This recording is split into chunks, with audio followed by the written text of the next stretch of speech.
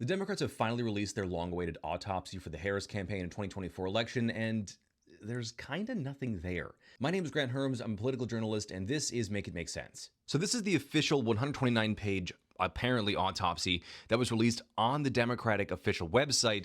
You notice at the very top, though, it says that this document reflects the views of the author, not the DNC, so not the Democratic Party overall, which is interesting for lots of reasons I'll get into in just a second here, but it's called Built to Win, Built to Last. Okay, before I dive in, I'm going to talk about all this in a lot of real depth today in the Make It Make Sense with Grant Herms podcast, so this is not that deep dive.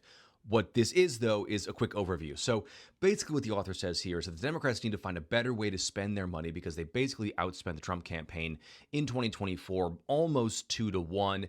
There's a lot more talk about we need to find our version of the Joe Rogan of the left as Democrats, kind of.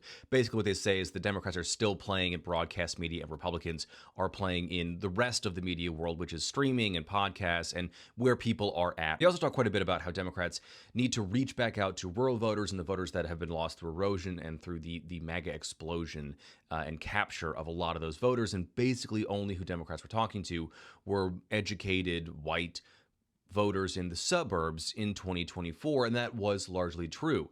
But there's a problem here. There are problems like this all over this autopsy. There's no executive summary. There is no conclusion at the end of it. They don't give their sources or methodology or data in this autopsy, so there's no way to check or independently verify what they're saying. There are entire pages like this where there's no evidence provided for the what happened section of the electoral review. A national overview, not there. A battleground state overview, not provided. Fact errors, unprovided sourcing.